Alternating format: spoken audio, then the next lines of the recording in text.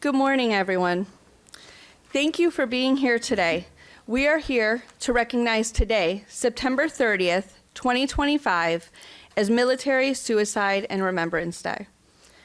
This recognition was inspired by the life and the legacy of Command Sergeant Major Gary Sorois, a decorated veteran who served our country for over 20 years.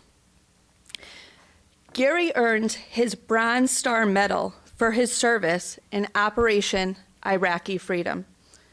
And he was known for his commitment, his leadership, and for his love of his family and fellow soldiers.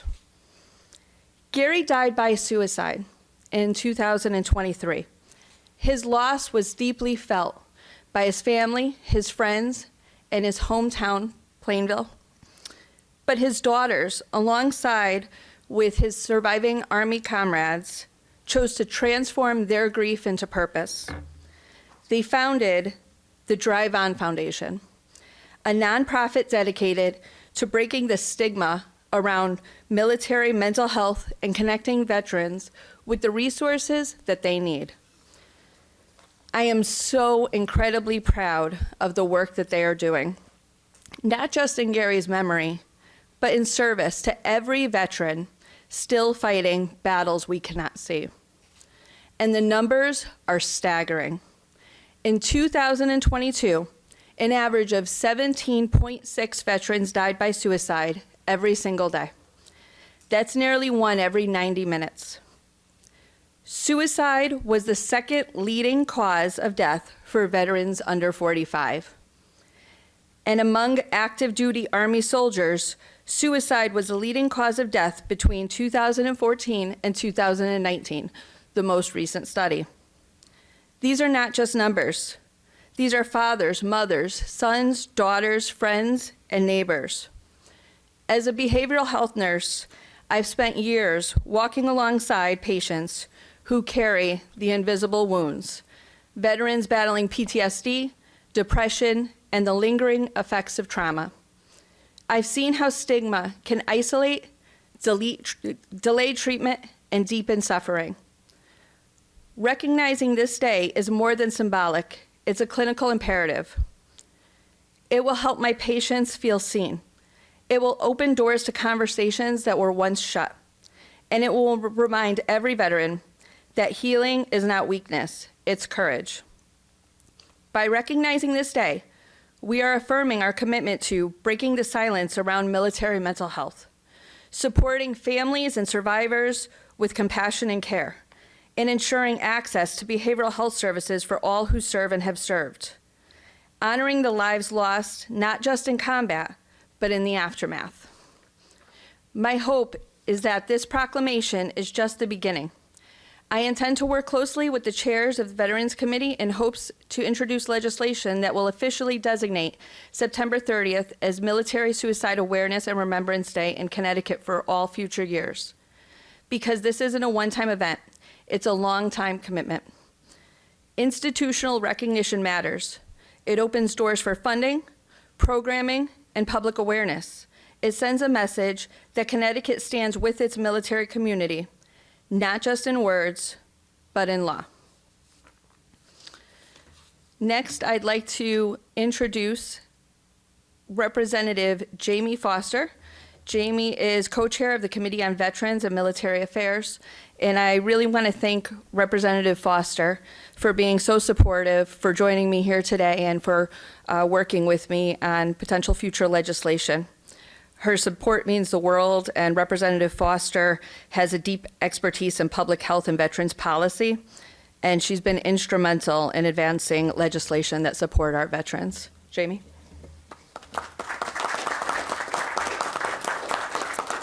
Thank you, Rebecca, for joining us. The Veterans and Military Affairs Committee gets ideas. Good ideas come from all different places, and we will take ideas and suggestions from anyone on how we can support our community. So good morning, everyone. Thanks for being here today.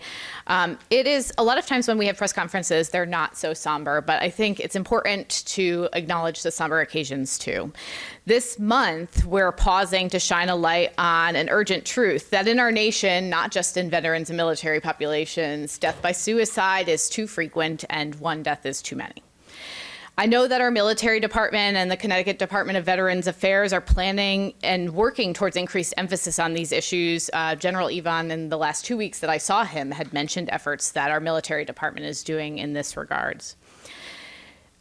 Every statistic is a life. It's a human being who has connections with their community and a family that's left grieving, and any loss on its own is something we could work to address, but we know that we have a systematic problem. We have something that we can work on and we can do better. We know that our veterans stood watch for us. Our military families are actively holding that mantle, and it's our responsibility to stand arm in arm with them and building a system of care that's accessible and timely and compassionate, fighting stigma and checking in on friends and neighbors, reminding every veteran that they're not alone and they're not a burden. Today and every day, we're clearly telling folks that your life matters, your service matters, and we won't rest until we find meaningful solutions that reach out and give the hand to our heroes that they gave to us. This year, the Veterans and Military Affairs Committee is planning on introducing legislation along with the recommendations of Rep. Martinez, but also to work on a pathway from service to military mental health professions and seeing ways that we can increase folks after their service to our nation in serving in mental health roles. So we have people who can wear both of those hats and have both of those lived experiences working in those clinical professions. This idea did not come from the brains of the members of the committee. It came from NAGAC, and we're grateful for their recommendations. We're going to continue to prioritize legislation that addresses military mental health services and making sure that we have the professionals there who can do that good work. But I would be irresponsible if I didn't pause to remind people, if you or someone you know today is struggling, please dial 988. And if you'd like to speak to someone with specific veterans experience, to press 1 and reach the Veterans Crisis Line. Help is here, and we want to make sure that in that moment of need where someone needs something, that they ask for help and we can get it to them. So please make sure you share those resources with your community. Thank you for including me, Rep. Martinez. Back to you.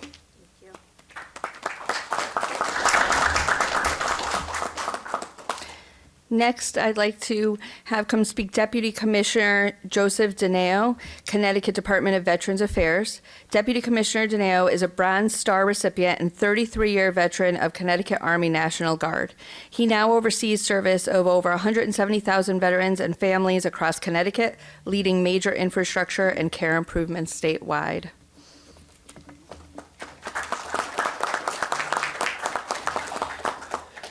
Good morning. And thank you, everyone, for being here today, assembling and in recognition of National Veterans Suicide Awareness Month. Thank you all for bringing this to our state's attention. Distinguished guests, fellow veterans, families, friends, community members, it is my honor to represent Commissioner Welch and the Department of Veteran Affairs this morning. We gather not only to remember and reflect, but also to act, united by shared duty to those who have worn the uniform and executed responsibilities in service to our nation. September is National Veterans Suicide Awareness Month. It is a time to shine a light on an often silent struggle, one that affects far too many of our brothers and sisters in arms and families. Every number we cite represents a name, a story, a life that mattered deeply. Today we honor their memory and we reaffirm our commitment to stand beside every veteran who may be hurting to ensure they know they are not alone. We know the statistics, they are concerning. Veterans are at a higher risk of suicide than the general population. The statistics must not define us. They must motivate us. Behind each number is a hero who served with courage and deserves our continued care, compassion, and connection. They deserve a light of hope. Dr. Samantha Wittenberg, who is a fellow doctoral student of mine and a health psychology practitioner, told me last night when I asked her, what could I say? And she said, from her professional standing, people do not want to end their lives. They must want the pain to stop. They don't know how to stop the pain, which is why our impact is so vital. We can help shift them from hopelessness to hopefulness just by showing up and being with them in the dark, so they're not alone. Showing up when people need us most may also be helpful to those of us who are also in pain, help ourselves. Hope is stronger than despair when it is shared. Healing begins when we replace silence with understanding, replace stigma with compassion. Every conversation, every check-in, every gesture of care has the power to save a life. As we observe National Veterans Suicide Awareness Day, let's do more than remember, let us act. Let us be vigilant, be kind, and be the lifeline a veteran may need. You do not need to be an expert to help a veteran or anyone in crisis. We all have a role to play in providing a light of help. In this month of awareness, as we look to act, we must reach out, listen to our veterans and their families to recognize the signs of crisis. We must remind every veteran that seeking help is not weakness. We must strengthen the bridge between veterans and the resources available. The crisis line 988 and pressing 1, local VA facilities, local healthcare facilities, community-based nonprofits like Drive On, and each one of us should stand ready at all times to help. The VA's program of VA Save, and I have flyers on the back table there, is an excellent program. VA Save, the SAVE stands for spot signs that a veteran may be thinking about suicide. Ask the critical question, are you going to kill yourself? Are you thinking of killing yourself? V for validate the veteran's experience and encourage and support a veteran and their family to take the next steps. To every veteran here and beyond these walls, you matter. You are not alone. We are here with you. We will walk the path together. Thank you for your time, your support, your dedication to this cause. Seeing you today, knowing our outstretched arms fill gaps in providing a light of hope.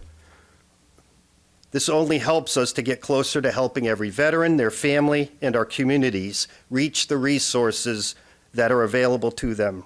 May we continue to honor the service of our veterans and families, not only with words, but the actions that provide light of hope. Thank you.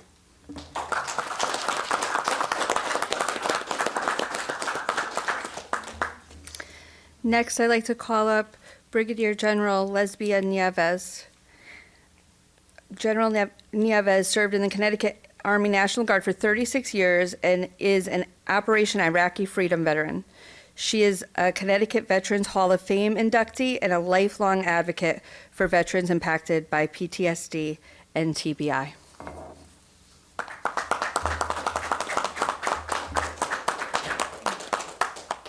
Thank you. Good morning. Thank you so much, Representative Martinez and Representative Dr. Foster, for your invitation for me to be here today to share a couple of words with you.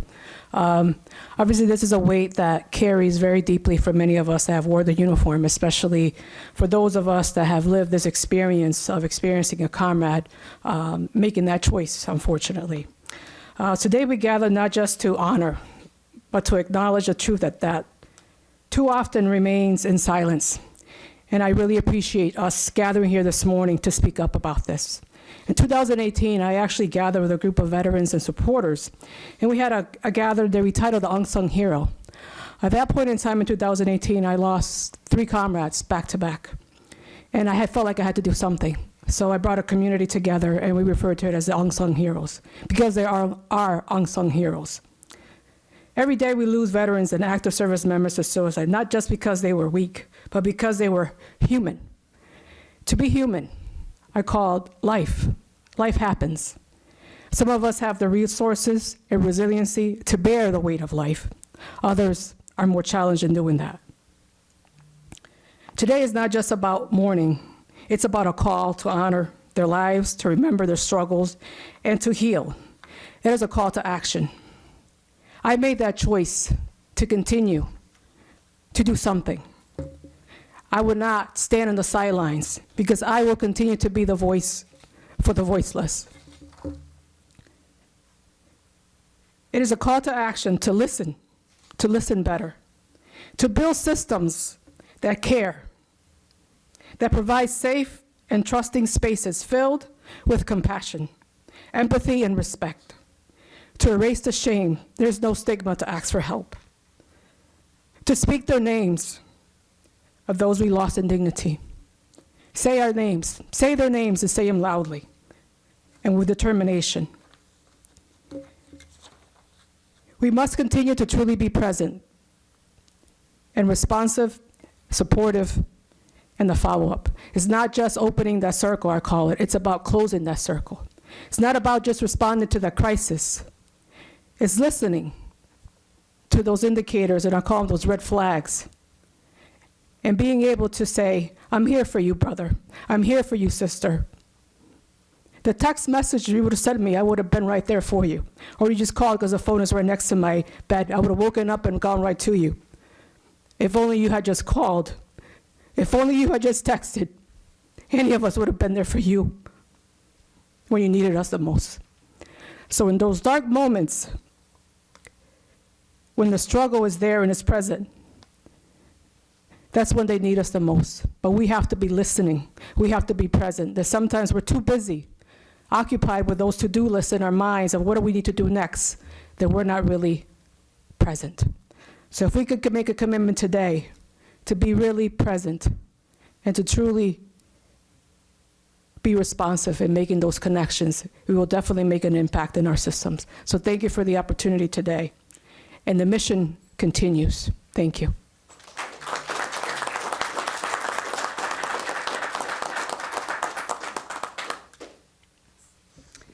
Next, I'd like to call up Command Sergeant Major Fredericks, Senior Enlisted Leader for Army and National Guard, and Chaplain Wismar.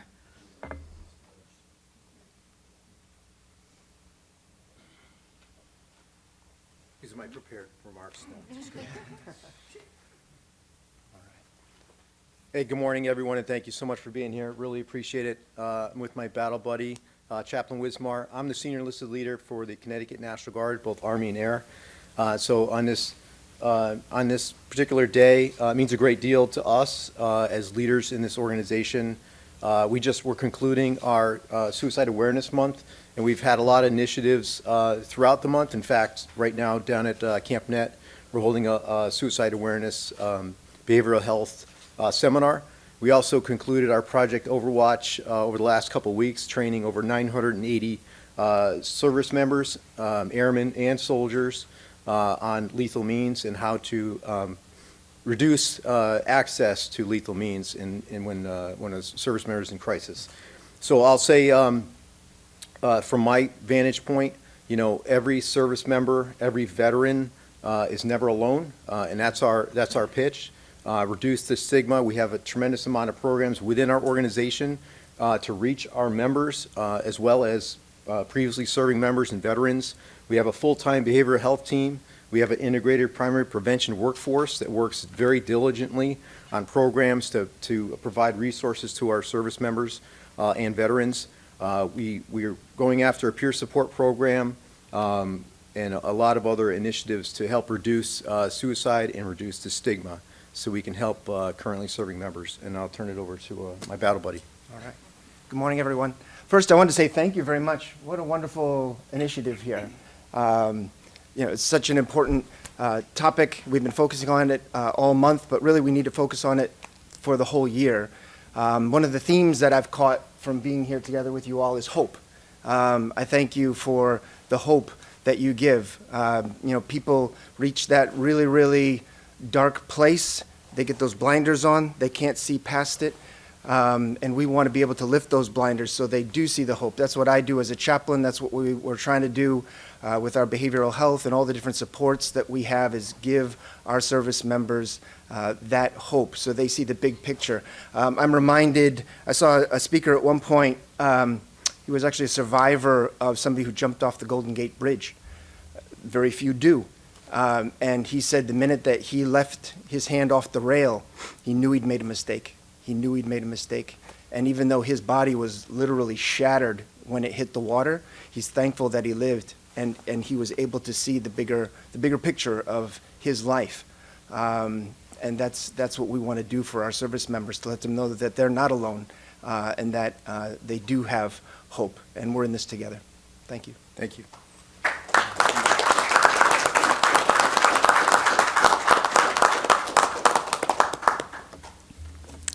Next, I'd like to call up Ed Ramsdell.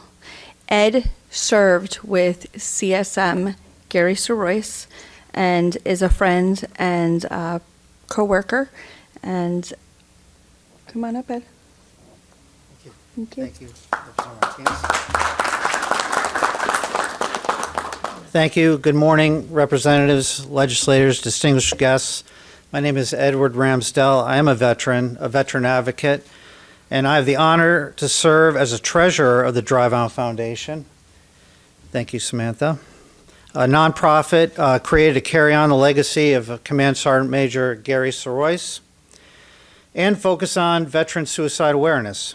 We are here today because of the crisis of military suicide demands our attention. Too many of our fellow service members have died and continue to die daily by suicide, a tragedy that leaves their families forever changed. Last year, the VA released the 2024 National Veteran Suicide Prevention Annual Report, and as Representative Martinez previously mentioned, it showed a continual increase in veteran suicide, an estimated 17 to 18 veteran suicides per day. This VA report recommended several focus areas, one of which was building and sustaining community collaborations. I want to thank State Representative Rebecca Martinez and House Co-Chair of Veterans Committee Representative Jaime Foster for partnering with us to bring this proclamation forward for Military Suicide Awareness and Remembrance Day. This community collaboration and our recognition is an important step. It recognizes our collective commitment seeking to establish September 30th in perpetuity as a day to support and remember those affected by military suicide. Today is not just a ceremony, it's a starting point of action that can grow stronger every year. Today calls on all of us, fellow veterans, legislators, and community members to check in, recognize the signs of struggle, and offer our support. We have to have each other's backs. We honor the brave men and women who gave their all in service to our nation, but those battles with mental health proved too heavy to bear. We remember our friend and our loved one, Command Sergeant Major Gary Sorois. His struggle and loss reminds us of what is at stake and why his work cannot stop here. By encouraging open conversations, promoting understanding and compassion, and providing resource information, we honor and carry forward his spirit in support of those who have served and those who continue to serve our great nation. This proclamation, this designated day, and the work we do represent a promise to look out for each other, to step in when someone is struggling, and to do whatever we can to ensure that no service member feels that they must face their battles alone. We owe our federal veterans and their families nothing less. Thank you.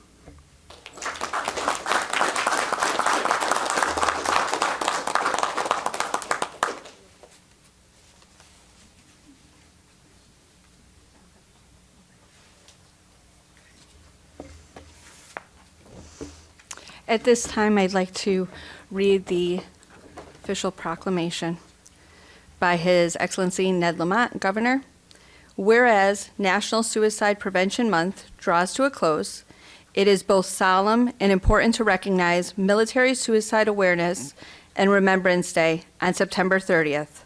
And whereas this day serves as a profound opportunity to honor and remember the lives of service members and veterans who have been lost to suicide, acknowledging the immense sacrifice they have made.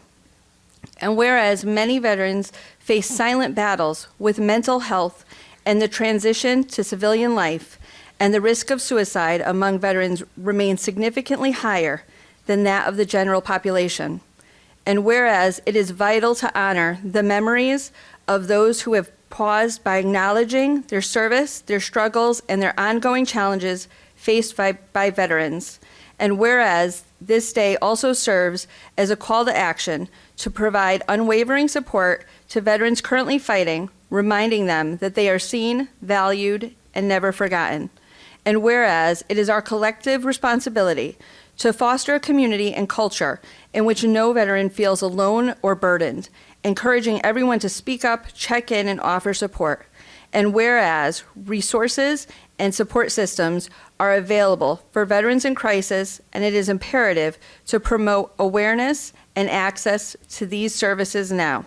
Therefore, I, Ned Lamont, Governor of the State of Connecticut, do hereby officially proclaim September 30th, 2025 as Military Suicide Awareness and Remembrance Day in the State of Connecticut, encouraging all citizens to honor the memories of our veterans lost to suicide, support those currently struggling, and raise awareness about this critical issue. Samantha is CSM Gary Sorois's daughter. If Samantha and Ed can take the proclamation.